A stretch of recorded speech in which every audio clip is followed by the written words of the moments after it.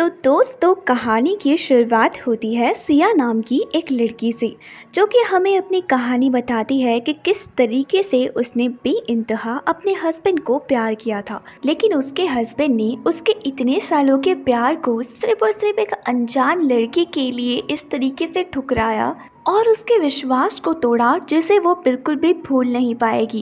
And इसी तरीके से वो हमें बताती है कि जिस कदर उसके हस्बैंड ने उसे धोखा दिया और उसे जान से मार दिया, वो उससे बदला लेगी और जीते जी उसको भी इसी तरीके से मार देगी। और वो हमें बताती है कि जिस तरीके से तुमने मुझे प्यार के चक्कर में इतने सारे दर्द दिए, मैं उसे प्यार को तुमसे छीन दूंगी। ऐसा ही कहकर वहाँ पर एक डेड बॉडी होती है जिस पर कि वो आग लगा लेती है। एंड फाइनली अब शुरुआत हो गई थी हमारे सिया के बदले की जर्नी की। एंड इसी तरीके से कुछ ही टाइम बाद वो उस घर से बड़े ही एटीट्यूड के साथ बाहर निकल जाती है। एंड यहीं पर से हमें पता लग रहा था कि आखिरकार अब सिया किस तरीके से अपने हस्बैंड से बदला लेने वाली थी, जहाँ पर हम देखते हैं कि आखिरकार इस सब की शुरुआत कैसे होती है। सिया को कुछ गुंडों ने किडनैप कर लिया था, जहाँ पर वो उसे देखकर कह रहे होते हैं कि वाकई में तुम तो बहुत ही ज़्यादा सुंदर हो, पर देखते हैं कि तुम्हारा हस्बैंड तुम्हें यहाँ पर बचाने के लिए आएगा या फिर नहीं आएगा। लेकिन इतना सुंदर चेहरा मुझसे देखा नहीं जा रहा है, लगता है कि मुझे इस चेहरे को थोड़ा सा और बिगाड़ना पड़ेगा। ऐसा ही कहकर वो उसके फेस पर चाकू से एक निशान बना देता है और हंसकर उसका सभी के सामने मजाक बनाने लग जाता है। सिया बस वहाँ पर वेट कर रही थी तो अपने हस्बैंड का जो उसे वहाँ पर बचाने के लिए आ जाए, लेकिन काफ़ी लंबे टाइम हो गया था और अब तक वो उसे बचाने नहीं आया था, जिसके बाद वो गुंडा उसे चाकू मार देता है। लेकिन जैसे ही हमारे सिया की आंखें दूसरी बार खुलती है तो उसके सामने उसका हस्बैंड, जिसका नाम कि चैन होता है, वो आ जाता है। सिया उसे देखकर कहने लग जाती है कि मैं जानती थी कि तुम मुझे बचाने के लिए यहाँ पर ज़रूर आओगे। तभी हम देखते हैं कि चैन उन गुंडों को खूब मारता है। एंड इसी तरीके से वो सिया के पास जाकर उससे कहता है कि तुम बिल्कुल भी टेंशन मत लो, मैंने कहा था ना कि मैं तुम्हें बचा दूंगा। अब देखो, किसी को भी मैं तुम्हारे पास नहीं आने दूंगा। हमारी जो सिया होती है उसे देखकर बहुत ज़्यादा इमोशनल हो जाती है और कहती है कि मैं जानती थी कि तुम मुझे यहाँ पर बचाने के लिए ज़रूर आओगी, क्योंकि तुम मुझसे इतना ज़्यादा प्यार जो करते हो। I really love you. अगर मैं मर भी गई तो प्लीज़ तुम मुझे कभी मत भूलना और मेरी मोहब्बत तुम्हारे लिए हमेशा ज़िंदा रहेगी। ऐसा ही कहकर हमारी जो प्यारी सी सिया होती है वो वहीं पर ही बेहोश हो जाती है। अब जैसे ही सिया बेहोश होती है तो हमारा जो चैन होता है उसके तो हाव भाव ही एकदम से चेंज हो जाते हैं। एंड तब जाकर हमें पता लगता है कि वो जो गुंडे थे उसे सिया को किडनैप करवाने के लिए किसी और ने नहीं बोला था, बल्कि मैं सिया के हस्बैंड चैन ने बोला था। चैन जो होता है वो सिया की तरफ देखकर कहने लग जाता है कि कितनी बेवकूफ़ हो तुम, इतने साल मेरे साथ रहने के बावजूद भी समझ नहीं आया तुम्हें कि मैं तो तुम्हें पसंद ही नहीं करता हूँ, बल्कि मैं तो तुम्हें धोखा देता आ रहा हूँ। वहाँ पर जितने गुंडे होते हैं वो सभी खड़े हो जाते हैं और इतने में यहाँ पर ना एक और नए कैरेक्टर की एंट्री होती है जिसका नाम की सीसी होता है। सीसी वहाँ पर आते ही उससे कहने लग जाती है कि थैंक्स अ लॉट, तुमने इसे रास्ते से हटा दिया। वो गुंडे वहाँ पर आकर सीसी को बताते हैं कि फाइनली अब ये कभी भी मां नहीं बन पाएगी। ये सब कुछ सुनकर चैन सीसी को देखकर कहने लग जाता है कि अब तो तुम खुश हो ना, जब भी ये माँ बनती थी तब जाकर तुम्हें बहुत ही ज़्यादा मुझ पे गुस्सा आता था। खैर ये सारी बातें छोड़ो, फाइनली अब हम इसे रास्ते से हटा देंगे और मैं बहुत ही जल्दी इसे डिवोर्स दे दूंगा, फिर हम दोनों के दोनों मज़े से एक दूसरे से शादी कर सकते हैं। इन सारी बातों को सुनकर सीसी बहुत ही ज़्यादा खुश हो जाती है। एंड कुछ ही टाइम बाद वहाँ पर जितने गुंडे होते हैं उन्हें देखकर कहने लग जाती है कि अभी की अभी इसके नाखून निकाल दो, क्योंकि मैं इसे अपनी आंखों के सामने बिल्कुल नहीं देख सकती हूँ, इसने मेरा बहुत ज़्यादा खून जलाया है। ऐसा ही कहकर वो हमारे चैन के साथ वहाँ से चली जाती है। लेकिन ट्विस्ट तो ये था कि जो सिया थी वो बेहोश नहीं हुई थी, बल्कि मैं वो उन सभी की सारी बातों को सुन रही थी और उसके हस्बैंड की सच्चाई भी उसके आंखों के सामने आ गई थी। कुछ ही टाइम बाद सिया को हॉस्पिटल में ले जाया जाता है, जहाँ पर हमारी जो सिया होती है, जब उसकी आंखें खुलती है तब जाकर उसका हस्बैंड चैन उसके सामने बैठा हुआ होता है और इतना कंसर्न उसके लिए दिखा रहा होता है, जो कि सब झूठ होता है। हमारी सिया उसकी सारी बातों को जानती थी। चैन उसके सामने बोलने लग जाता है कि आई एम रियली सॉरी, मैं टाइम पर तुम्हें बचाने के लिए नहीं आ पाया। शायद अगर मैं टाइम पर आ जाता तो तुम्हारे साथ ऐसा कभी नहीं होता। और हाँ, डॉक्टर ने बताया है कि अब तुम कभी भी माँ नहीं बन पाओगी। इन सारी बातों को सुनकर तो हमारी जो सिया होती है उसे बहुत ही ज़्यादा बुरा लगता है। तभी वो अपने हाथों की तरफ देखती है और उसके हाथों में ना पट्टियाँ बंधी हुई थी। वो उसे देखकर कहने लग जाती है कि आखिरकार मेरे हाथ कैसे जल गए? जब तुम मेरे पास आए थे तब तो मेरे हाथ बिल्कुल ठीक थे। इन सब बातों को सुनकर चैन बहुत ज़्यादा घबरा जाता है और उसके बाद एकदम शांत हो जाता है। उसे तो लग रहा था कि अब सिया को सब कुछ पता लग जाएगा, लेकिन तभी सिया उससे बोलती है कि मुझे भूख लगी है, तुम मेरे लिए फ्राइड राइस लेकर आ सकते हो। एंड ऐसा ही कहकर वो उसे अपने आप से दूर भेज देती है। लेकिन हमारी जो सिया थी अब उसका चेहरा भी नहीं देखना चाहती थी, इसीलिए वो दूसरी तरफ मुड़ जाती है और कहती है कि जल्दी लेकर आ जाओ। जिसके बाद वो वहाँ से चला जाता है। हमारी जो सिया थी वो यही सोच रही होती है कि वाकई में वो प्यार में कितनी अंधी हो गई थी।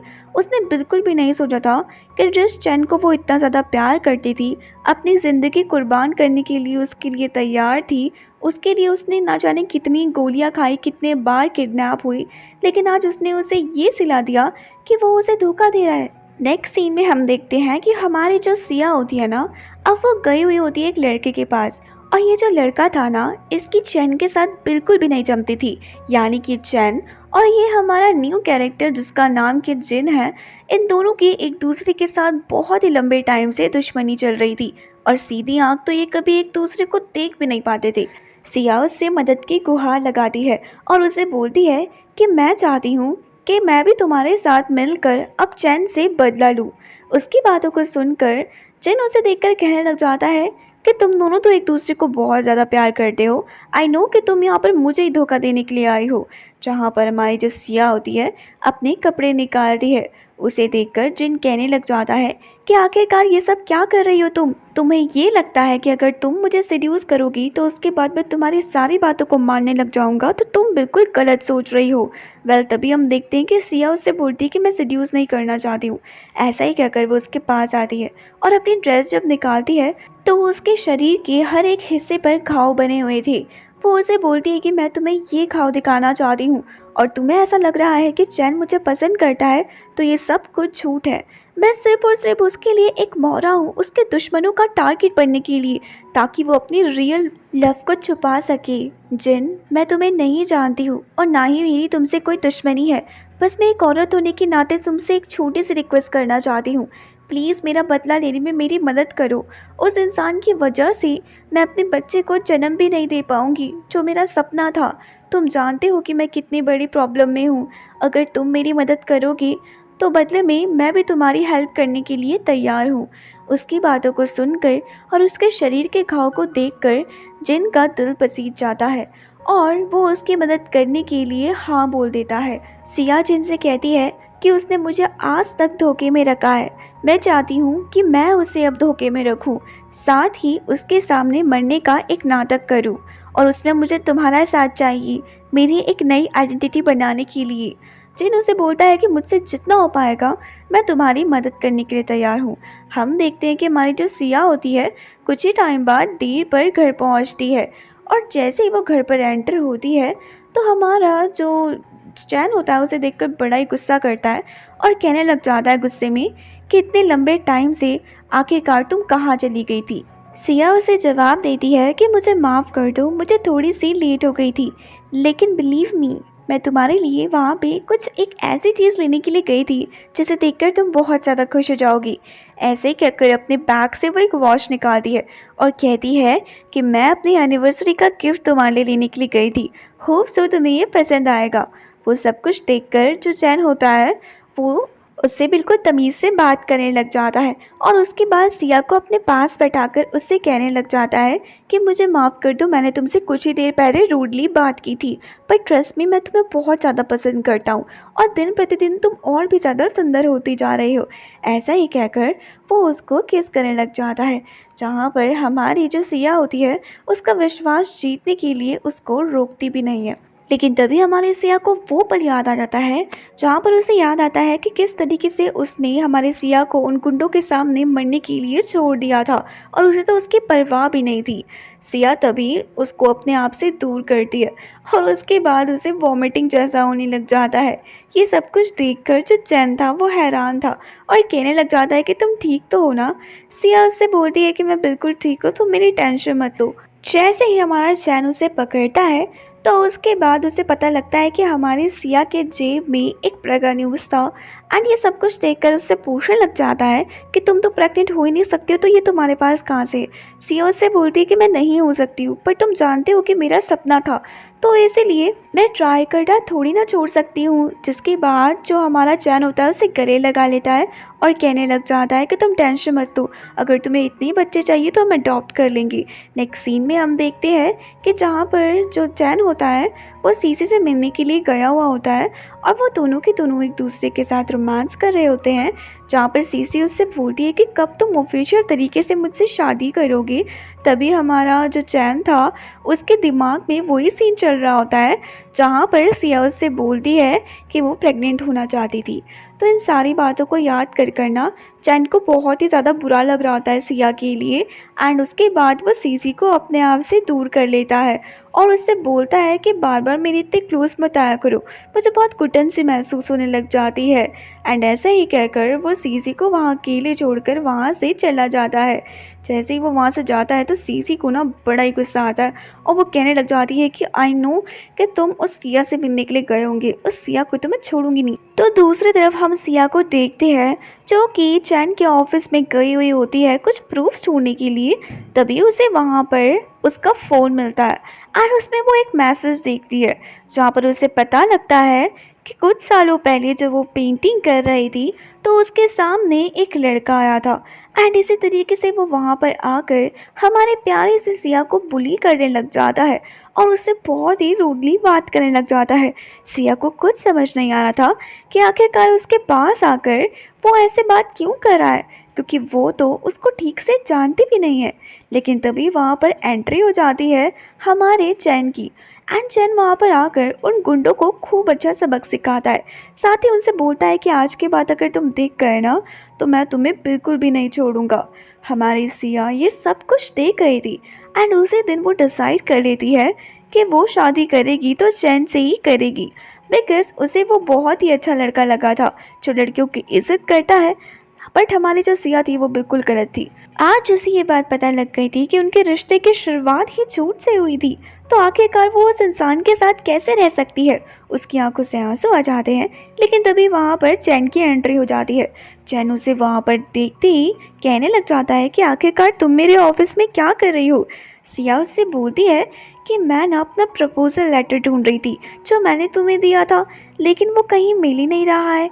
तो तभी जो चैन होता है वो वहाँ पर आकर उससे कहने लग जाता है कि इस तरीके से मेरी परमिशन के बिना मेरे ऑफिस में मत आया करो।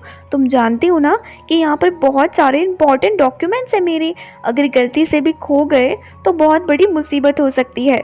सिया उससे कहती है कि जैसा तुम बोलो। बट सिया जो थी वो जानती थी कि ये सब कुछ झूठ बोल रहा है और वो वहाँ पर कुछ चीज़ छुपा रहा है जिस वजह से वो उसे ऑफिस में आने के लिए मना कर रहा है। नेक्स्ट सीन में हम देखते हैं कि वो सिया को ना उसके रूम में लेकर जाता है और मेड को बोलता है कि सिया का ध्यान रखना, साथ ही किसी को भी सिया से ना मिलने देना और उसे आराम करने देना। सिया अपने रूम में आकर बस यही बात सोच रही होती है कि वाकई में वो कितनी ज़्यादा बेवकूफ़ है, जो इंसान इतने लंबे टाइम से उसका बेवकूफ़ बनाता आ रहा है वो उसी के साथ है। तभी हम देखते हैं कि कुछ ही टाइम बाद उसका डोर सीसी खटखटाती है और जैसे ही दरवाज़ा खुलता है तो सीसी को देखकर वो सोचने लग जाती कि ये यहाँ पर क्या कर रही है। लेकिन सीसी उसके गाल पर एक ज़ोरदार तमाचा लगाकर कहने लग जाती है कि तुम्हें ऐसा लगता है कि भोली भाली बनकर अगर तुम चैन को अपनी तरफ कर लोगी तो तुम बिल्कुल गलत हो। एक बात का ध्यान रखना, हम दोनों के दोनों एक दूसरे को बहुत ज़्यादा प्यार करते हैं। सिया जो थी ना वो रिकॉर्डिंग ऑन कर देती है एंड इसी तरीके से सीसी की सारी बातें रिकॉर्ड होने लग जाती है, जहाँ पर सीसी कहती है कि तुम्हारा हस्बैंड तुम्हें छोड़कर मेरे पास आता है, इनफैक्ट तुम्हारे एनिवर्सरी के दिन भी वो मेरे साथ रहता है और इसीलिए तुम सारी की सारी उम्मीदें छोड़ दो कि वो तुम्हें कभी भी प्यार करेगा। सिया तो सारी बातें जानती थी, लेकिन फिर भी भोली बनने का नाटक करती है और कहने लग जाती है कि ऐसा नहीं हो सकता है। जहाँ पर सीसी उसे कहती है कि ऐसा नहीं हो सकता है तो तुम्हारे हस्बैंड का बच्चा आखिरकार मेरे पेट पे कैसे आया? वो तुम्हें उतने लंबे टाइम से बेवकूफ़ बनाता आ रहा है और तुम बेवकूफ़ बनती आ रही हो, इस बात को एक्सेप्ट कर लो। ऐसा ही कहकर वो वहाँ से जाने लग जाती है, लेकिन जाते जाते मेड को बोलती है कि ये बात तुम्हारे साहब को पता नहीं लगनी चाहिए। जहाँ पर हमारी सिया जो होती है वो बहुत ही ज़्यादा खुश रहती है, क्योंकि फाइनली अब उसे एक सबूत मिल गया था सीसी और चैन के बीच में आग लगाने का। इसी तरीके से हम देखते हैं कि जो सीसी होती है वो चली जाती है रोमांस करने के लिए उस चैन के पास, और ये दोनों के दोनों साथ में रोमांस कर रहे होते हैं। एंड इतने में सीसी उसको बताती है कि मैं प्रेग्नेंट हूँ। इस बात को जानकर तो जो चैन होता है वो बहुत ही ज़्यादा घबरा जाता है और उससे बोलता है कि तुम इस बच्चे को भी जन्म नहीं दे सकती हो, जल्दी से जल्दी अपने इस बच्चे को अबॉर्ट करवा लो। उसकी बातों को सुनकर सीसी उससे कहती है कि तुम तो मुझे प्यार करते हो और ये हमारे प्यार की निशानी है, आखिरकार मैं ऐसा कैसे कर सकती हूँ? जो चैन होता है वो बहुत ही ज़्यादा घबरा जाता है और उसे याद आ रही होती है हमारी सिया की, कि किस तरीके से उसे भी प्रेग्नेंट होना था, और अगर उसे इस बारे में पता लग गया फिर तो भाई चैन की वाट लगने वाली है। अभी चैन जब ये सारी बातें सोच रहा होता है, इतने में ही उसे एक अननोन नंबर से कॉल आता है। एंड उसके बाद फटाक से वो उस कॉल को जब रिसीव करता है तो उसे पता लगता है कि उनके घर पे एक गुंडा घुस गया है, और वो उसे फटाफट से वहाँ पर आने के लिए बोलता है और कहता है कि अगर टाइम से तुम यहाँ पर नहीं आए तो मैं तुम्हारी बीवी को जान से मार दूंगा। ये सब कुछ सुनकर जो चैन होता है वो बहुत ही ज़्यादा घबरा जाता है, साथ ही इंसान से कहता है कि अगर मेरी बीवी को कुछ भी हुआ तो नहीं छोड़ूंगा तुम्हें मैं। ऐसा ही कहकर सीसी को अकेले छोड़कर वो वहाँ से चला जाता है। सीसी उसे जाने के लिए रोकती है, लेकिन अब की बार चैन उसकी एक बात नहीं मानता है, जिसके बाद सीसी का रो रो कर बुरा हाल हो जाता है और वो कहने लग जाती है कि मुझे ना इस सिया को अब रास्ते से हटाना ही पड़ेगा, क्योंकि जब तक ये यहाँ पर रहेगी तो वो मुझे पसंद नहीं करेगा। तो दूसरी तरफ जो चैन होता है वो आधे रास्ते में होता है एंड उसे बार बार हमारी सिया की ही याद आ रही होती है। वो सोचने लग जाता है कि उस सिया को बस इस बार कुछ ना हो। तो दूसरी तरफ सिया क्या करती है कि अपने ही तरीके की ड्रेस पहनाकर एक लड़की को अपने घर में लेकर आती है। ये जो लड़की थी वो सेम हमारी सिया की हाइट की थी एंड सेम उसका फिगर भी सिया की ही तरह था, लेकिन वो लड़की जो थी वो पहले से ही मरी हुई थी। सिया उस लड़की की मदद से ये चाहती थी कि सभी को ऐसा लगे कि सिया की डेथ हो चुकी है, लेकिन कुछ ही टाइम बाद हमारी जो सिया आती है वो उस लड़की के सामने बैठकर कहने लग जाती है कि मैं तुम्हारा धन्यवाद करना चाहती हूँ, तुम्हारी वजह से मुझे एक नई लाइफ मिलना चाहती है। मैं तुम्हारी बारे में तो नहीं जानती हूँ, लेकिन मैं तुम्हारे लिए प्रे ज़रूर करूँगी कि तुम्हारी आत्मा को शांति मिले। ऐसा ही कहकर कुछ ही टाइम बाद वो वहाँ पर पेट्रोल छिटकती है और वहाँ पर आग लगा देती है।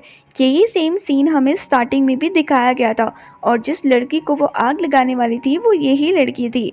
कुछ ही टाइम बाद वो सभी वहाँ से बाहर निकलते हैं एंड हमारी जो सिया थी ये सब कुछ कर कर बहुत ही ज़्यादा खुश थी। तो उधर ही जो हमारा चैन था उसकी तो हालत ख़राब होती जा रही थी। वो सिया को कॉल कर रहा होता है, लेकिन उसका तो कॉल ही रिसीव नहीं हो रहा होता, साथ ही उसका कॉल ही नहीं लगता है। तभी हम देखते हैं कि उसे बार बार सिया की याद आ रही होती है एंड आज जाकर उसे सिया की अहमियत समझ में आई थी। वो सोच रहा होता है कि बस किसी भी हालत में सिया अब की बार ठीक ठाक हो तो उसके बाद वो उसे कभी भी हर्ट नहीं करेगा, साथ ही उसके साथ एक्स्ट्रा मैरिटल अफेयर भी नहीं करेगा। तभी वो घर जाता है तो देखता है कि वहाँ पे तो सब कुछ राख हो गया है, साथ ही बाहर पे एक डेड बॉडी रखी हुई है। वो उस डेड बॉडी के सामने जाता है और उसके बाद उसके हाथ की तरफ देखता है। उसके हाथ में ना वही रिंग थी जो कि चैन ने उसे गिफ्ट की हुई थी।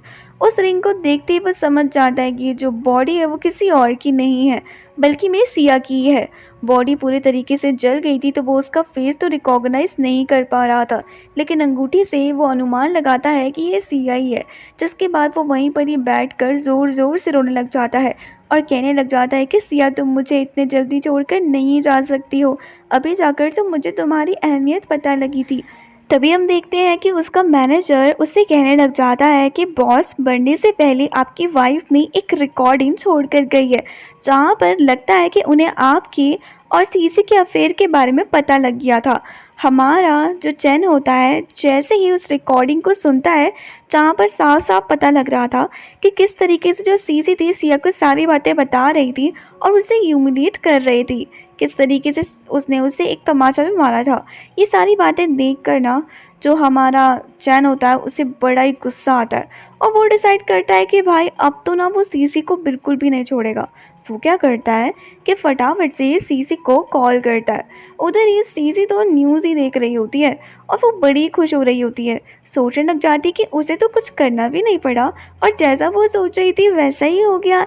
लगता है कि ऊपर वाला भी यही चाहता है कि उसके और उसके प्यार यानी कि चैन के बीच में कोई भी ना आए। इसी तरीके से हम देखते हैं कि कुछ ही टाइम बाद ना उसको कॉल आने लग जाता है हमारे चैन का। और चैन जैसे ही उसे कॉल करता है तो उसे कहने लग जाता है कि मुझे ना तुमसे मिलना है। सीसी को तो लगता है कि उसे उसके साथ टाइम स्पेंड करना है इसलिए मिलने के लिए बुला रहा है, लेकिन वो असली बात नहीं जानती थी। तो उधर ही जो हमारा चैन होता है वो तो गुस्से में लाल पीला हो रहा होता है और उसके बाद सिया की फ़ोटो को देखकर कहने लग जाता है कि सिया इस सीसी ने तुम्हें बहुत ज़्यादा टॉर्चर किया है एंड मैं तुम्हारी कसम खाकर बोलता हूँ कि इस सीसी को ना मैं बिल्कुल भी नहीं छोड़ूंगा। तुम चाहती थी ना इससे बदला लेना, तो तुम्हारा बदला मैं लूँगा। सीसी जो होती है एकदम सज धज कर आ जाती है चैन के सामने। उसे लगता है कि वो उसके साथ बहुत ज़्यादा रोमांस करेगी एंड ऐसा ही कहकर उसे देखकर कहने लग जाती है कि बेबी कब हम दोनों के दोनों सभी के सामने अपना रिलेशनशिप बताएंगे और सभी को ये भी बताएंगे कि तुम मुझे कितना ज़्यादा प्यार करते हो। उसकी बातों को सुनकर जो चैन होता है उसे गुस्से में उसकी तरफ देखकर कहने लग जाता है कि मुझे एक बात बताओ, लास्ट टाइम तुम सिया से मिलने के लिए गई थी, जहाँ पर वो उसे झूठ झूठ कहकर मना कर देती है, लेकिन जब वो उसका गला दबाकर उससे सच बोलने के लिए बोलता है तो वो उसे बोलती है कि मैं हाँ गई थी वहाँ पर और मैंने उसे बता भी दिया था हम दोनों के रिलेशनशिप के बारे में। तो ये सब कुछ सुनकर तो उसे और भी ज़्यादा गुस्सा आता है और वो उसे देखकर कहने लग जाता है कि तुमने ये सब क्यों किया।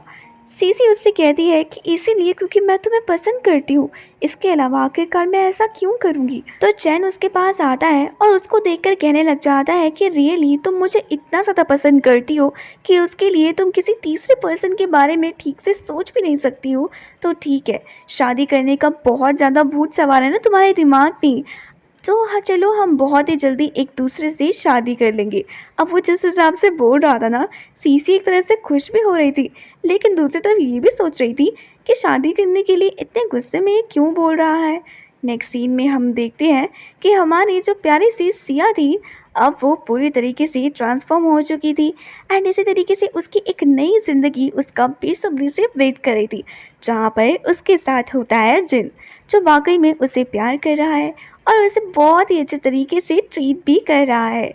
हमारी सिया को देखकर वो कहने लग जाता है कि अब जाकर जब तुम्हारा नया जन्म हुआ है तो तुम्हें नए सिरे से अपनी ज़िंदगी को शुरुआत करनी चाहिए। तुम्हारी ये सारे के सारे नए डॉक्यूमेंट्स हैं, जहाँ पर एक न्यू नाम के साथ तुम्हारी शुरुआत की गई है। और हाँ, इस लाइफ को प्यार के चक्कर में बर्बाद मत कर देना, बल्कि मैं इस लाइफ को कुछ इस तरीके से जीना जिससे और भी बहुत सारी लड़कियां तुमसे इंस्पिरेशन ले सकी।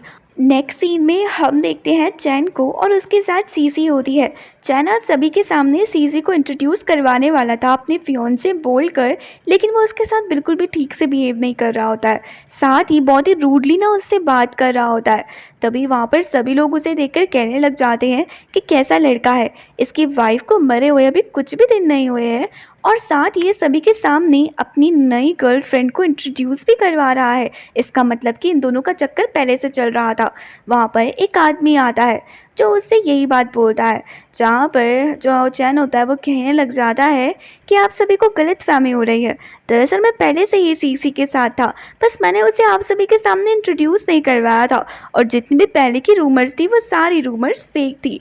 लेकिन तभी वहाँ पर एक आदमी आता है जिससे उससे बिजनेस के बारे में कुछ इंपॉर्टेंट बात करनी थी और वो उसे बोलता है कि चैन तुम मेरे साथ चल सकते हो, जिसके बाद चैन उसके साथ वहाँ जाने के लिए तैयार हो जाता है। बट यहाँ पर एक जो लड़का होता है खड़ा हो रखा, वो अभी तक वहाँ से नहीं गया था और घूर घूर कर सीसी को देख रहा होता है। उसे देखकर कहने लग जाता है कि कन्फर्म है ना, तुम ही चैन की होने वाली वाइफ हो ना, और वो तुम्ही से बहुत ज़्यादा प्यार करता है ना। जहाँ पर सीसी उससे बोलती है कि ऑफ कोर्स, इसमें कौन सा शक है। तो वो जो आदमी होता है ना, वो उसे कहता है फिर तो तुम सज़ा के लिए तैयार हो जाओ। जिसके बाद वो उसके पेट पे चाकू घोंप देता है। इधर सीसी बेचारी बहुत ज़्यादा दर्द में होती है। उसे तो लगा था कि अगर वो ऐसे करेगी तो उसे और भी ज़्यादा फेम मिलेगा, लेकिन यहाँ तो उसे चाकू मिल गया।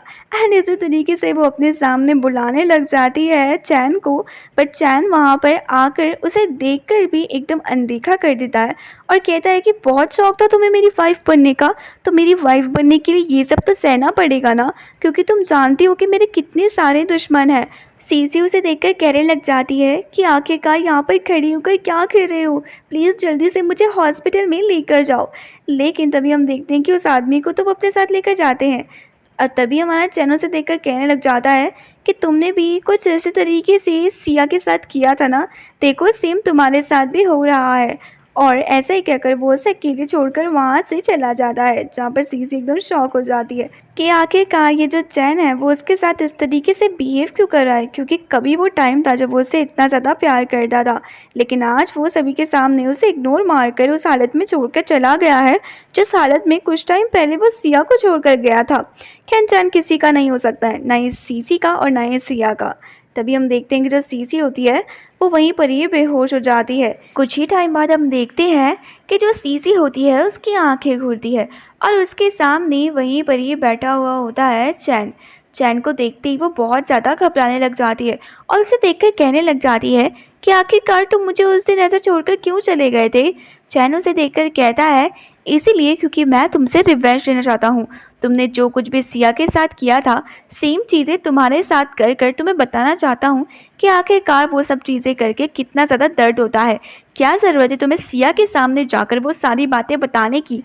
तभी वो चैन से अपने बच्चे के बारे में पूछती है, जहाँ पर उसे पता लगता है कि अब उसका बच्चा इस दुनिया में नहीं रहा है। ये सब कुछ सुनकर उसे बहुत ज़्यादा बुरा लगता है। तभी हम देखते हैं कि जो चैन होता है वो वहाँ से बाहर निकल जाता है।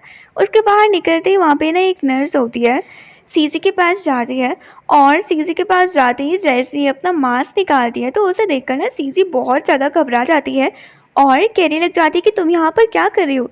सीसी उसे देखकर इसलिए घबरा रही थी क्योंकि सीसी ने उसके साथ भी बुरा किया था, जहाँ पर वो जो नर्स होती है उसे देखकर कहने लग जाती है कि तुमने ना मुझे बहुत ज़्यादा सताया था, आज देखो कि मैं तुम्हारे साथ क्या करती हूँ।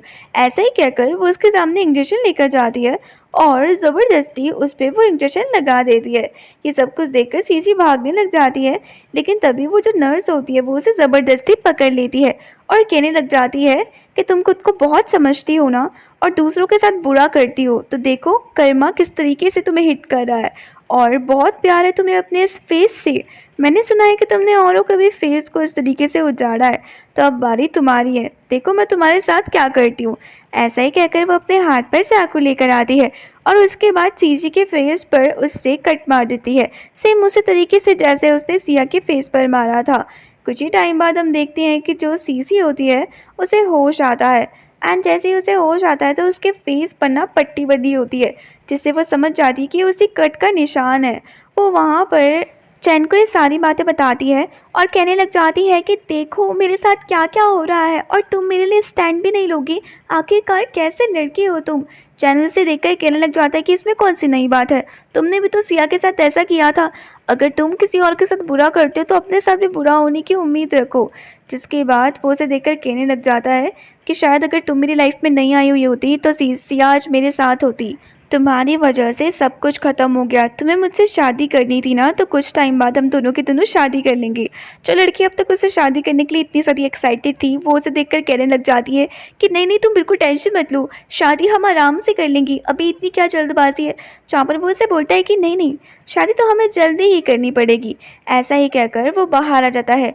कुछ ही टाइम बाद हम उसे देखते हैं कि वो अपने घर पर जाता है एंड घर पर जाते ही वो किचन की तरफ देखने लग जाता है, जहाँ पर सिया अक्सर अपना काम किया करती थी। उसे देखकर कहने लग जाता है कि तुम इस घर में रहना चाहती थी ना मेरे साथ, तो आज मैंने इस घर को पूरी तरीके से साफ़ कर लिया है और अब से तुम और मैं यहीं पर ही रहेंगे। बस सिया तुम जल्द से जल्द आ जाओ। उसे ना किचन में एक लड़की दिखती है एंड इसी तरीके से उसे लगने लग जाता है कि वो सिया ही है। वो उसे देखकर बहुत ज़्यादा खुश हो जाता है। उसे लगता है कि फाइनली अब सिया उसके पास आ गई है और अब वो अपने आप से उसे कभी भी दूर नहीं जाने देगा। लेकिन उसे पता नहीं था कि वो सिया नहीं थी, बल्कि मैं ये सिर्फ़ और सिर्फ़ उसका वहम था। कुछ ही टाइम बाद सिया के पास जब वो जाने वाला होता है, तभी जाकर वो जो इमेज थी वो गायब हो जाती है। एंड ये सब कुछ देखकर वो बहुत ही ज़्यादा रोने लग जाता है। कुछ ही टाइम बाद वो सिया की और अपनी तस्वीर को पकड़ता है और उसे देखकर कहने लग जाता है कि मैं मानता हूँ सिया, मैंने तुम्हारे साथ बहुत ज़्यादा बुरा किया है और माफ़ी की तो मैं लायक भी नहीं हूँ। लेकिन प्लीज़ मुझे एक माफ़ी दे दो। अगर तुम मुझसे प्यार करती थी तो प्लीज़ मुझे एक माफ़ी देकर मेरे पास दोबारा से वापस आ जाओ। मैं तुम्हें प्रॉमिस करता हूँ कि तुम्हें कुछ नहीं होने दूँगा। जिसके बाद हम देखते हैं कि उसे कॉल आता है और उसे पता लगता है कि फाइनली हमारी जो सिया है उसकी एशेज़ वहाँ पर आ गई हैं। तो दूसरी तरफ हमारी जो सिया थी वो एक बहुत ही अच्छी लाइफ जी रही होती है, जहाँ पर उसके साथ कोई एक ऐसा इंसान नहीं था जो उसे धोखा देता है, बल्कि में एक ऐसा इंसान था जो वाकई में उसे सपोर्ट करा था और उसे बहुत ज़्यादा प्यार करता है। हाँ, ये कोई और नहीं था बल्कि वे हमारा जिन था। दोनों की कोऑर्डिनेशन काफ़ी अच्छे तरीके से बैठ गई थी। एंड इसी तरीके से ना जिन उसे अपने बिजनेस के लिए बहुत ज़्यादा प्रमोट कर रहा होता है। लेकिन तभी हमारी सिया उससे बोलती है कि जिन, तुमने मेरी इतनी ज़्यादा मदद की है, क्या एक छोटी सी मदद मेरी और कर सकते हो? जिस लड़के की मदद हमने ली है, मैं नहीं चाहती हूँ कि उसके एशेज़ को एक ऐसा इंसान टच करे जो कि झूठ से भरा हुआ है। क्या तुम उसके एशेज़ को मेरे पास लेकर आ सकते हो? उसकी बातों को सुनकर हमारा जो जिन होता है उसकी बातों को मानने के लिए हाँ बोल देता है। तो दूसरी तरफ चैन जो होता है उसका मेलोड्रामा वहाँ पर शुरू हो जाता है और उसके बाद वो उस बॉक्स को पकड़कर रोने लग जाता है।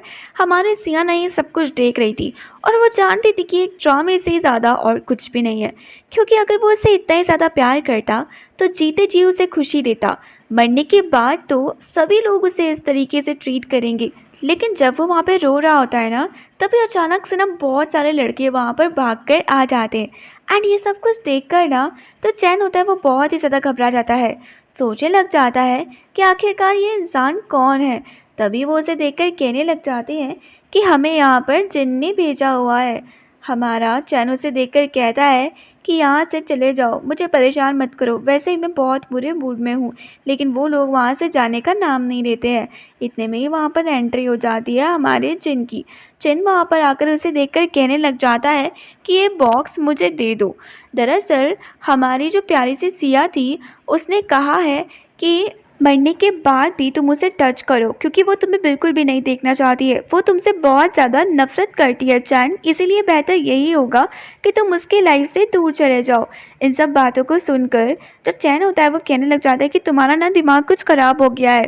तुम्हें लगता है कि सिया मुझे नफरत कर सकती है? वो तो मुझे इतना ज़्यादा प्यार करती है और वो मेरे से नफरत नहीं कर सकती है, और वो तुम्हें कभी ऐसा बोलेगी भी नहीं। तुम होते हो ना मुझे ये बोलने वाली। चिन उसे देखकर कहने लग जाता है कि लगता है ना तुम ऐसे नहीं मारोगी। ऐसे ही कहकर अपने बॉडीगार्ड्स वगैरह को वहाँ पर बुलाता है और उसके बाद उन सभी को चैन को मारने के लिए बोलता है।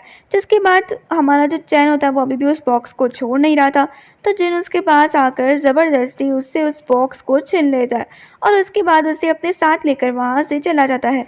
कुछ ही टाइम बाद वो उस बॉक्स को ले जाकर हमारी सिया को देख लेता है और कहने लग जाता है कि ये तुम्हारी अमानत तुम्हें मैंने सौंप दी है। जिसके बाद हमारी जो सिया होती है वो वहाँ से चली जाती है। चैन वहाँ पे से उठकर जा ही रहा होता है, तभी क्या होता है कि अचानक से कुछ गुंडे आकर ना उसकी गर्दन पे चाकू रखकर कहने लग जाते हैं कि तुम्हारी वाइफ हमारे पास है, अगर चाहते हो कि उसे छुड़वा लूँ तो हमारे साथ तुम्हें चलना पड़ेगा।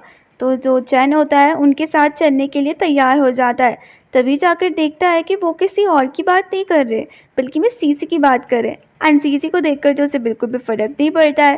वो जो गुंडे थे उसे देखकर कहने लग जाते हैं कि हमें ना पैसों की ज़रूरत है, तो जितने पैसों की हमारी डिमांड है उतने पैसे दे दो, नहीं तो हम इस लड़की को मार देंगे। बट हमारा जो चैन था उसकी तो शक्ल में थोड़ी सी भी फिक्र नहीं दिख रही थी। जिसके बाद वो गुंडे जो होते हैं ना एक चाकू मार ही देते हैं सीसी पे।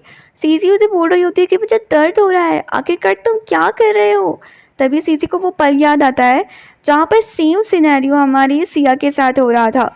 लेकिन दोनों में से ही किसी ने भी हमारे सिया के बारे में उस टाइम नहीं सोचा था, बल्कि में वो तो उसे और भी ज़्यादा हर्ट करने की कोशिश कर रहे थे। लेकिन कहते हैं ना कि जैसा तुम दूसरों के साथ करते हो वैसा ही तुम्हारे साथ भी होता है। सेम आज इनके साथ भी हो रहा था। सी जो होती है चैन से बोलने लग जाती है कि प्लीज़ चैन मुझे बचा लो, मैं तुमसे रिक्वेस्ट करती हूँ, ये मुझे मार देंगे। लेकिन चैन जो होता है वो उन गुंडों को देख कर कहने लग जाता है कि मुझे फ़र्क नहीं पड़ता, तुम्हें जो करना है तुम वो करो। ऐसे ही कहकर वो चला जाता है। गुंडे देखकर कहने लग जाते हैं कि इसे तो इस लड़की से फ़र्क ही नहीं पड़ रहा है और यहाँ पर पुलिस भी आने वाली है। एक काम करते हैं कि यहाँ से भाग जाते हैं, क्योंकि हमें भी अब इस लड़की का कोई यूज़ नहीं है। जिसके बाद वो लड़की तो वहाँ से भाग जाते हैं। लेकिन जो सी होती है वो वहाँ पर बैठे बैठे वहीं पर ही एकदम बेहोश हो जाती है। सीसी की जब आंखें खुलती हैं तो उसके सामने बैठा हुआ होता है चैन, और चैन को देखकर अब वो बहुत ही ज़्यादा डरने लग जाती है, क्योंकि वो जानती थी कि अगर चैन उसके सामने बैठा हुआ होगा या फिर वो कुछ भी बात बोलेगा तो डेफिनेट सी बात है कि वो उसे परेशान ही करेगा, क्योंकि उसकी वजह से उसकी सबसे प्यारी सिया जो उससे छीन गई थी वो उसे देखकर कह रही होती कि मेरे पास मत आओ, मुझे तुमसे बहुत ज़्यादा डर लग रहा है, मैंने जो कुछ भी किया मैं तुमसे माफ़ी मांगती हूँ। लेकिन जो चैन था वो उसे देखकर कहने लग जाता है कि इतने आसानी से मैं तुम्हें माफ़ नहीं करूँगा। क्या तुम्हारी माफ़ी से सिया वापस आ जाएगी? नहीं आएगी ना? देखना, तुम्हें शादी करनी थी ना मुझसे, चलो अब कुछ टाइम बाद हम शादी कर लेते हैं। सीसी अब चैन से शादी नहीं करना चाहती थी, लेकिन उसके मना करने के बावजूद भी चैन उसे नहीं छोड़ रहा था, जिस वजह से वो वहीं पर ही ज़ोर ज़ोर से रोने लग जाती है और चैन से कहती है कि मुझे माफ़ कर दो, मुझे छोड़ दो, मैं आज के बाद ऐसा किसी के साथ नहीं करूँगी। चैन सिया से मिलके जैसे ही बाहर पर आता है तो उसके बाद उसकी नज़र अचानक से पड़ती है हमारी सिया पर, एंड सिया को देखते ही वो समझ जाता है कि सिया अभी मरी नहीं है, बल्कि में वो तो जिंदा है। वो ना लिफ्ट के अंदर चली जाती है, जिसके बाद वो सभी लोगों को वहाँ पर धक्का देकर लिफ्ट के पास जाने लग जाता है एंड इसी तरीके से सिया का पीछा करने लग जाता है। तभी हम देखते हैं कि वो ग्राउंड फ्लोर पे आता है तो एक कार जो होती है उसे टक्कर मारने वाली होती है, और वो कार किसी और की नहीं होती है बल्कि में जिनकी होती है। कुछ ही टाइम बाद हमारा जो चैन होता है वो जैसे तैसे करके उस कार से बच तो जाता है, लेकिन उसे पता लगता है कि इस कार में कोई और नहीं बल्कि में हमारा जिन बैठा हुआ है। जिन उससे बातें करने लग जाता है और कहने लग जाता है कि लगता है कि अपनी वाइफ की डेथ के बाद तुम पागल हो गए हो। कितनी स्ट्रेंज बात है ना, जब तक इंसान जिंदा रहता है तब तक तुम उसकी कदर नहीं करते हो, और मरने के बाद ऐसे एक्टिंग करने लग जाते हो कि कितना ज़्यादा प्यार करते होंगे। तो तभी हमारा जो चैन होता है वो कहने लग जाता है कि अपने काम से मतलब रखो, फालतू बकवास मत रखो, ठीक है। चैन वहीं पर ही बेहोश जाता है। कुछ टाइम बाद उसकी आंखें खुलती है तो वो हॉस्पिटल में होता है, जहाँ पर डॉक्टर उसे बताती है कि उसकी तबीयत बहुत ज़्यादा ख़राब हो रखी है एंड उसे लीवर कैंसर है। ये सब कुछ जानकर तो उसे बिल्कुल भी शौक नहीं लगता है, क्योंकि सिया के मरने के बाद उसे जीने की कोई उम्मीद भी नहीं थी। डॉक्टर उसे बोलते हैं कि जल्द से जल्द आपका ट्रीटमेंट करवाना पड़ेगा, लेकिन वो डॉक्टर्स की बातों को नहीं सुनता है और कहने लग जाता है कि मुझे मेरी सिया को ढूंढने के लिए जाना है। ऐसा ही कहकर वो वहाँ पर से चला जाता है। बाहर आते ही उसे पता लगता है कि सीसी तो भाग गई है, जिसके बाद उसे बहुत ही ज़्यादा गुस्सा आता है। उधर ही हम देखते हैं कि सीसी अपने लंगड़ाते पैर से भाग रही होती है, क्योंकि उसे किसी भी हालत में अब चैन से दूर जाना था। वो ये बात अच्छे से जानती थी कि वो उसके साथ रहेगी तो वो उसे हर्ट करने की कोशिश करेगा। वो अपने टिकट्स वगैरह फ़्लाइट के चेक कर रही होती है, लेकिन तभी हम देखते हैं कि अचानक से उसे आवाज़ आती है कि तुम्हारी फ़्लाइट के टिकट बुक होने से पहले ही तुम्हारा बैड लक तुम्हारे सामने आ गया। सीची ना उसकी आवाज़ सुनकर बहुत ही ज़्यादा घबरा जाती है, और जैसे ही पीछे मुड़कर देखती है तो वहाँ पर कोई और नहीं बल्कि में हमारा जो चैन था वो साक्षात खड़ा हुआ होता है। उसे देख के वो बहुत ज़्यादा घबरा जाती है और कहती है कि चैन प्लीज़ मुझे छोड़ दो, मैं नहीं चाहती थी कि तुम मुझे इतना ज़्यादा पसंद करते हो, प्लीज़ मुझे माफ़ कर दो, मुझसे जो कुछ भी हुआ, तुम मुझे शादी नहीं करनी है ना तो कोई बात नहीं, मत करो, लेकिन मुझे जीने तो दो, प्लीज़ जो गलती तुमने पहले की है वो गलती दोबारा मत करो। चैन कहने लग जाता है कि मैंने सिया के साथ वैसे ही बहुत ज़्यादा बुरा किया है, अब मैं नहीं चाहता हूँ कि तुम्हें खुला छोड़कर मैं उसके साथ और बुरा करूँ, तुम्हें तो सज़ा देनी ही पड़ेगी मुझे। इसी तरीके से जो चैन होता है अपने मैनेजर को देखकर कहने लग जाता है कि किसी भी हालत में सीसी को यहाँ से भागने मत देना, चाहे कुछ भी क्यों ना हो जाए, सीसी मुझे मेरी नज़रों के सामने ही चाहिए। मैनेजर उसे बोलता है कि ये गलती दोबारा से नहीं होगी।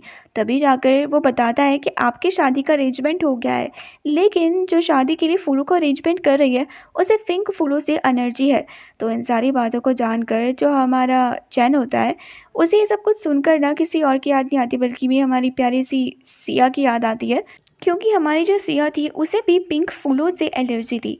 एंड ये सब कुछ बातें जानकर उसे लगता है कि कहीं वो लड़की सिया तो नहीं है। एंड इसी तरीके से उसे याद आता है कि किस तरीके से उसने सिया को जब गिफ्ट किया था पिंक फूल, तो हमारी जो सिया थी उसे एक्सेप्ट कर लेती है। लेकिन कुछ टाइम बाद ना उसकी तबीयत जो थी ना वो थोड़ी थोड़ी ख़राब होने लग जाती है और उसे छींक आने लग जाती है। तो वो फटाफट से दवाइयाँ खाने लग जाती है। जब हमारा जो चैन होता है वो उससे पूछता है कि आखिरकार तुम ऐसी दवाइयाँ क्यों खा रही हो, तब जाकर वो उसे बताती है कि मुझे पिंक फूलों से एलर्जी है। इस आस में कि उसकी सिया ज़िंदा होगी, वो चला जाता है उस फ्लावर शॉप में जहाँ पर वो उस लड़की से पूछने लग जाता है कि इस फ्लावर शॉप के ओनर कहाँ पर है। वो बहुत ज़्यादा घबरा जाती है, तभी चैन वहाँ से बाहर निकल जाता है। तो तभी वो जो लड़की होती है वो सिया को ये सारी बातें बताती है। सिया समझ जाता है कि उसे ढूंढते ढूंढते वहाँ पर चैन आया हुआ था। वो उसे कुछ नहीं बोलती है और उसके बाद कॉल को कट कर देती है। तभी वो ये बात जिनको बताती है और कहने लग जाती है कि जो चैन है वो मुझे ढूँढ रहा है। तो तभी जिन उससे कहता है कि तुम्हें मेरी मदद की ज़रूरत है। सिया उससे बोलती है कि तुमने ना मेरी हमेशा मदद की है, लेकिन अब मैं चाहती हूँ कि मैं इसे खुद से सबक सिखाऊँ। कुछ ही टाइम बाद सिया कार में बैठकर अपनी शॉप के बाहर पर चली जाती है और उसे देखते ही जो चैन होता है वो उसके पास आकर उसे बोलने लग जाता है कि मैं जानता हूँ कि तुम ही सिया हो। सिया उससे बोलती है कि अपनी बकवास बंद रखो, आखिरकार तुम हो कौन? मैं तुम्हें नहीं जानती हूँ, तुम्हें कोई गलतफहमी हो रही है। और अगर आगे से मेरी शॉप के सामने आकर ये सब ड्रामे किए तो तुम्हें जेल में डलवा दूंगी। मेरी बातों को ठीक से ध्यान रखना, मैं तुम्हारी कोई सिया नहीं हूँ। पर चैन तो उसकी बातों को मानने के लिए बिल्कुल भी तैयार नहीं था। नेक्स्ट डे वो चला जाता है उसी की दुकान में एंड इसी तरीके से उसका हाथ पकड़कर उससे कहने लग जाता है कि मैं जानता हूँ कि तुम ही सिया हो। क्यों आखिरकार मुझसे इस तरीके से छुप रहे हो? I genuinely love you. मैं जानता हूँ कि मुझसे गलती हो गई है सिया, बट इसका मतलब ये तो नहीं है ना कि तुम मुझे इस तरीके से इग्नोर मारती रहो। मैं तुम्हारा हस्बैंड हूँ। सिया उसकी बातों को सुनकर कहती है कि अपनी बकवास बंद रखो। कौन से हस्बैंड हो तुम? तुमने मुझे सिर्फ और सिर्फ धोखा दिया है और तुम्हें लगता है कि इतना धोखा खाने के बाद भी मैं तुम्हारे पास आऊँ? इतनी बेवकूफ़ नहीं हूँ मैं। वहाँ पे चिन की एंट्री हो जाती है। चिन वहाँ पर आते ही ना उसे देखकर कहने लग जाता है कि सिया से दूर रहो। वैसे भी अभी मेरी गर्लफ्रेंड है, मैं इसके साथ रहूँगा। अब ये सब कुछ सुनकर तो जो जिन होता है वो बहुत ही ज़्यादा शॉक होता है और कहने लग जाता है कि तेरी हिम्मत कैसे हुई मेरी वाइफ को अपनी गर्लफ्रेंड बोलने की?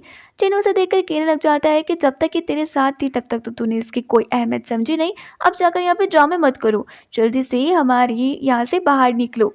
सिया उसे देखकर कहती है कि गजब के आदमी हो तुम, मुझे अपनी गर्लफ्रेंड क्यों बताया, कुछ और भी तो बोल सकते थे। जिन कहता है अरे मैंने ये सब कुछ इंटेंशनली नहीं कहा, अपने टाइम उस टाइम दिमाग में आ गया तो मैंने बोल दिया। इसी तरीके से नेक्स्ट सीन में हम देखते हैं कि हमारी जो सीसी होती है फाइनली उसके यहाँ शादी होने वाली थी हमारे चैन के साथ। तो सभी के सामने उसे लेकर जाया जाता है जहाँ पर वो चल भी नहीं पा रही होती है, बल्कि में वो व्हील चेयर में होती है। एंड इसी तरीके से सभी के सामने ना चाहते हुए भी आज सीसी को शादी करनी पड़ती है चैन से। मतलब जो सपना वो इतने लंबे टाइम तक देखती आ रही थी, अब वो चाहती थी कि वो सपना बिल्कुल उल्टा हो जाए और वो उससे शादी ही ना करे, लेकिन ज़बरदस्ती उसे शादी करनी पड़ रही थी। सभी लोग वहाँ पर सोचने लग जाते हैं कि वाकई में इन दोनों ने मिलकर सिया के साथ कितना ज़्यादा बुरा किया है। तभी ना वहाँ पे क्या होता है कि अचानक से ना बहुत सारे गुंडे आ जाते हैं। सभी लोग वहाँ पर डरकर भाग जाते हैं, लेकिन सीसी नहीं भाग पाती है क्योंकि वो चल ही नहीं पा रही थी, बल्कि में वो तो व्हील चेयर में थी। तो दूसरी तरफ हम देखते हैं कि जो चैन होता है वो उसके लिए रुकता भी नहीं है, बल्कि में उसे अकेले ही छोड़कर वहाँ से चला जाता है। लेकिन जब वो भाग रहा होता है तभी उसे अचानक से वहाँ पर सीसी दिखती है। सीसी को देखकर वो फटाफट से उसके पास जाता है और उसके बाद उससे कहने लग जाता है कि तुम जैसा देख रही हो ना सिया, वैसा कुछ नहीं है। मैं तो सीसी के लिए सिर्फ और सिर्फ रिवेंज के लिए शादी कर रहा था, बल्कि मैं ऐसा नहीं है कि मैं उसे पसंद करता हूँ या फिर मैं तुम्हें धोखा दे रहा हूँ। जिन से कहता है कि तुम्हारी सारी करतूतें पता है हमें, तुम जितना झूठ बोलोगे ना उतना ज़्यादा इसकी नज़रों में और भी ज़्यादा बुरे बनते जाओगे। सिया कहती है कि जिन बिल्कुल सही कह रहा है, तुम जितना शांत रहोगे उतना ही सही है, और तुम्हें लगता है कि मैं दोबारा से तुम्हारे पास आ जाऊंगी तो तुम बिल्कुल गलत सोच रहे हो। कुछ ही टाइम बाद वो जो गुंडे होते हैं ना, वो सीसी को अपने साथ लेकर चले जाते हैं एक सुनसान सी जगह पे, और उसके बाद उसको देखकर कहने लग जाते हैं कि आज तुम इस लड़की को जान से मार देंगी। सीसी उन्हें देखकर कहती है कि प्लीज़ मुझे मत मारो, आखिरकार तुम्हारी मुझसे दुश्मनी क्या है? वो गुंडे देखकर कहते हैं कि तुम्हारा जो हस्बैंड है ना वो बहुत ही ज़्यादा अमीर है और तुम हमारे काम आ सकती हो। तो तभी वो उसे देखकर कहने लग जाती है कि मैं तुम्हें एक फ़ायदे का सौदा बताऊँ, मेरा हस्बैंड तो मुझे पसंद ही नहीं करता है, बल्कि मैं वो तो मेरे से रिवेंज के लिए शादी कर रहा है। अगर तुम चाहते हो कि इसके मनपसंद औरत को किडनैप करना है, तो वो कोई और है, मैं तुम्हें बता सकती हूँ। ऐसा ही कहकर वो उसको सिया के पास लेकर जाती है, जहाँ पर हम देखते हैं कि वो जो गुंडे होते हैं वो सिया को मारने वाले होते हैं। लेकिन तभी सिया उनसे कहती है कि अगर तुम इसकी बातों को सच मान रहे हो तो तुमसे ज़्यादा बेवकूफ़ कोई हो नहीं सकता है। एक बात बताओ, अगर वो मुझे सच में पसंद करता तो मुझसे शादी नहीं करता, बल्कि मैं वो तो इससे शादी कर रहा है। ये सिर्फ और सिर्फ बेवकूफ़ बनाने के लिए तुम्हें ये सारी बातें बोल रही है। एंड इसी तरीके से गुंडे ना हमारे सिया की बातों से मैनिपुलेट हो भी जाते हैं और उसके बाद सीजी को ही उल्टा बोलने लग जाते हैं। कुछ ही टाइम बाद हम सिया को देखते हैं जो कि अकेले बैठी हुई होती है और खाना खा रही होती है। हमारा जो जिन था उसने उसकी सारी फेवरेट डिशेस को मंगाया हुआ था। ये सब कुछ देखकर वो सोचने लग जाती है कि चाहे जिन जैसा भी है, लेकिन वाकई में वो उसकी कितनी ज़्यादा केयर करता है। तभी हम देखते हैं कि वहाँ पर आ जाता है चैन और उसे देखकर कहने लग जाता है कि पिछली बार तुम मुझसे गुस्सा थी ना, तो देखो मैंने खुद को हर्ट किया है ताकि तुम्हें खुशी मिल सके। अब तो तुम मुझसे नाराज़ मत हो, क्योंकि जितना पेन मैंने तुम्हें दिया था उतना ही पेन मैं खुद को भी दे रहा हूँ। सिया उसे बोलती है कि तुम कुछ पागल हो क्या? तुम्हें लगता है कि ये सब चीज़ें कर कर तुम मेरा दिल जीत पाओगे? तो तुम बिल्कुल गलत हो, मैं सीसी की तरह नहीं हूँ। जिसके बाद चैन अपने घर पर चला जाता है और घर पर आते ही वो बहुत ज़्यादा ड्रिंक करने लग जाता है। उसके दिमाग में बस बार बार सिया ही चल रही थी। वो प्रे कर रहा था कि सिया बस उसकी बातों को मान ले और दोबारा से उसके साथ रिलेशनशिप में आ जाए। उसके बाद वो खुद से दूर उसे कभी नहीं जाने देगा। ऐसा ही कहकर वो वहीं पर ही रोने लग जाता है। वेल नेक्स्ट सीन में हम देखते हैं कि जो चैन होता है वो हॉस्पिटल में होता है और मैनेजर उसके पास आकर उससे कहने लग जाता है कि ज़्यादा ड्रिंक करने की वजह से आपकी तबीयत बहुत ज़्यादा ख़राब हो गई थी और आप वहीं पर ही बेहोश हो गए थे, जिसके बाद मैं आपको यहाँ पर लेकर आ गया था। तभी हमारा जो चैन होता है वो कहने लग जाता है कि डॉक्टर को बोलो कि जल्द से जल्द मुझे ठीक कर ले, क्योंकि सिया ज़िंदा है और उसके लिए और उसके साथ तो मुझे और भी ज़्यादा जीना है। तभी हम देखते हैं कि मैनेजर उसे बताता है कि अब कुछ नहीं हो सकता है बॉस, क्योंकि डॉक्टर ने कहा है कि आपके ठीक होने की जितना भी समय था वो जा चुका है और आपको एक्सट्रीम लेवल का कैंसर हो गया है। ये सब कुछ जानकर हमारा जो चैन होता है वो एकदम साइलेंट हो जाता है और सोचने लग जाता है कि मैं ये सब चीज़ें डिज़र्व करता हूँ, इसलिए तो मेरे साथ ये सारी चीज़ें हो रही हैं। कुछ ही टाइम बाद वो सीसी के कमरे में जाता है, जहाँ पर उसे पता लगता है कि उन गुंडों को सिया के पास किसी और ने नहीं भेजा था, बल्कि मैं इसी ने भेजा था। ये सब कुछ जानकर उसे बहुत ज़्यादा गुस्सा आता है और वो उसे देखकर कहने लग जाता है कि बहुत शौक है तुम्हें बोलने का ना, लगता है कि मुझे ना तुम्हें असली सबक सिखाना ही पड़ेगा। अब तक तुम बहुत फॉर ग्रांटेड ले रही थी मुझे। ऐसे कहकर वो वहाँ पर से कैंची लेता है और उसके बाद ना कुछ ही टाइम बाद उसकी जीभ को काट देता है। तो उधर ही हम देखते हैं कि हमारी जो सिया होती है उसने अपना एक नया बिजनेस शुरू कर लिया था। उसके साथ जिन भी होता है वो दोनों के दोनों बहुत ही ज़्यादा खुश थे। उनके साथ एक बहुत ही बड़ा बिजनेसमैन काम करने के लिए आने वाला था। कुछ टाइम बाद उनकी एंट्री भी हो जाती है। उन्हें पता लगता है कि वो कोई और नहीं है बल्कि मेरी चैन है। तो ये सब कुछ देखकर हमारी सिया को बड़ा ही गुस्सा आता है और वो उसके साथ काम करने के लिए मना कर देती है। इस सब कुछ को देखकर हमारा जो चैन होता है उसे बहुत ही ज़्यादा बुरा लगता है। कुछ ही टाइम बाद जब वो खांसता है तो उसके मुंह से खून निकलने लग जाता है एंड ये सब कुछ देखकर वो सोचने लग जाता है कि सिया अब तो मैं मरने वाला हूँ। प्लीज़ कुछ टाइम के लिए तो मेरे साथ ठीक से बिहेव कर लो। मैं जानता हूँ कि मैंने तुम्हारे साथ बुरा किया है और मैं ये सब चीज़ें डिज़र्व भी करता हूँ। तो अभी हम देखते हैं कि जो सिया सीसी होती है वो अपना भेस बदल करना जैसे छुप छुपा कर उस हॉस्पिटल से बाहर निकलने लग जाती है। मैनेजर ना सीसी को पहचानने वाला होता है, लेकिन तभी जो नर्स होती है ना, जो कि सीसी के साथ मिली हुई होती है, उसे चुपके से वहाँ से बाहर ले जा लेती है एंड इसी तरीके से मैनेजर को थोड़ा सा भी शक नहीं होता है। जैसे ही वो बाहर आती है तो फटाफट से उस नर्स की मदद से वो उसे एक गाड़ी में बैठाते हैं एंड गाड़ी में बैठते ही उसके साथ एक आदमी भी होता है। सीसी कुछ बोल तो पाती नहीं है, जिसके बाद वो उसे मैसेज में कहने लग जाती है कि अगर तुम मेरी मदद करोगे तो मैं तुम्हें उतना पैसा दूंगी जितना तुम सोच भी नहीं सकते हो। पैसों के लिए तो वो दोनों के दोनों बिक जाते एंड इसी तरीके से उसकी मदद करने के लिए भी हाँ बोल देते। जहाँ पर चीज़ी उसे बोलती है कि जिस लड़की की वजह से उसकी ज़िंदगी तबाह हुई और चैन उसके साथ इतना ज़्यादा बुरा बिहेवियर कर रहा है, उसी को वो जान से मार देगी।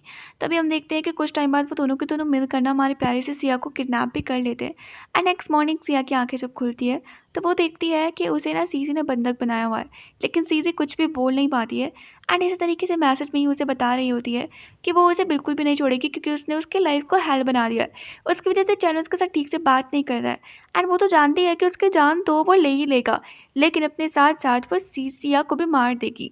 तो सिया ये सब कुछ देखकर कहने लग जाती है कि जो कुछ भी वो तुम्हारे साथ कर रहा है तुम वो सारी चीज़ों को डिज़र्व करती हो और तुम्हें ऐसा लगता है कि मुझे मारकर तुम्हारा बदला पूरा हो जाएगा, तो तुम्हें जो करना है तो वो करो। मैं जानती हूँ कि जिन यहाँ पर मुझे बचाने के लिए आ ही जाएगा और उसके बाद तुम्हारा ही पोपट बच जाएगा। इस तरीके से ये जो सिया होती है, वो वहाँ पर उन दोनों आदमियों को बहाना मारकर वहाँ से बाहर भिजवा देती है। सिया सीसी को देखकर कहने लग जाती है कि अब तक तुमने उसे इसने तुम्हें इसलिए टॉर्चर किया क्योंकि तुमने मुझे पहले बहुत ही ज़्यादा मेरे साथ बुरा किया था। लेकिन अब जब उसे पता लगेगा कि तुम मुझे इस तरीके से टॉर्चर करी, तो सोचो वो तुम्हारी क्या हरकत करेगा। तो इन सब बातों को सुनकर जो सीसी होती है वो बहुत ज़्यादा घबरा जाती है। तो तेरे जिन को पता लग जाता है कि हमारी जो सिया है वो किडनैप हो चुकी है, एंड उसे किसी और ने किडनैप नहीं किया बल्कि मैं सीसी ने किया है। तभी अचानक से उसके कार के सामने आ जाता है चैन, और चैन उसे अपनी कार से बाहर निकलने के लिए बोलता है और कहता है कि बताओ मुझे सिया कहाँ है और आखिरकार तुमने उसके साथ क्या किया। जिन उसे बोलता है कि मुझे खुद नहीं पता है, मैं उसे ढूंढ रहा हूँ। जहाँ पर वो दोनों के दोनों साथ में मिलकर हमारी प्यारी सी सिया को ढूंढने के लिए चले जाते हैं। कुछ ही टाइम बाद वहाँ पर एंट्री हो जाती है हमारे जिन की और उसके साथ चैन की भी। वो दोनों के दोनों ना उनको ना सिया को नुकसान ना पहुँचाने के लिए बोलते हैं। तभी हम देखते हैं कि वो जो लड़की होती है ना, वो बोलती है कि मेरे पे तो बॉम्ब लगा हुआ है, अगर तुम पास आओगे ना तो मैं खुद तो मर जाऊंगी, साथ साथ सिया को भी मार दूंगी। वो दोनों के दोनों ना एकदम शांत हो जाते हैं। तभी हम देखते हैं कि जो सीसी होती है उसे बहुत ही ज़्यादा गुस्सा आता है और वो सोचती है कि अब जाकर जब सारी बातें पता लग गई है चैन को, तो वो उसे वैसे भी नहीं जीने देगा। इसीलिए वो क्या करती है कि जानबूझ के उसे आग लगाती है। वहाँ पे धमाका होता है। लेकिन तभी हम नेक्स्ट सीन में देखते हैं कि हमारी जो सिया होती है वो उस बॉम्ब ब्लास्ट में बच जाती है। एंड इसी तरीके से वहाँ पर चैन का जो मैनेजर होता है वो उसे बताता है कि अपनी सारी की सारी प्रॉपर्टी चैन उसके नाम पर कर कर गया है। ये सब कुछ देखकर भी सिया बिल्कुल भी खुश नहीं थी, क्योंकि उसे उसकी प्रॉपर्टी में बिल्कुल भी इंटरेस्ट नहीं था। खैर उस बॉम्ब ब्लास्ट में उन सभी की डेथ हो जाती है, बस हमारी सिया और जिन भी बच जाता है। एंड इसी तरीके से वो हमारी सिया के सामने आता है। सिया ना उन प्रॉपर्टी पेपर्स को लेने के लिए मना कर देती है और कहती है कि मुझे ना उसका कुछ भी नहीं चाहिए। तभी वहाँ पर जिन को देखकर वो कहने लग जाती है कि देख रहे हो, अब तक वो मुझे समझ नहीं पाया।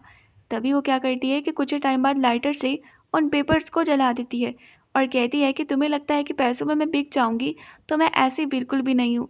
और तुम्हारी और मेरी कहानी यहीं पर ही ख़त्म होती है। जहाँ पर हम देखते हैं कि जो जिन होता है वो ये सब कुछ देखकर बहुत ही ज़्यादा खुश होता है। एंड यहीं पर ही हमारी ये जो कहानी होती है उसका दी एंड हो जाता है।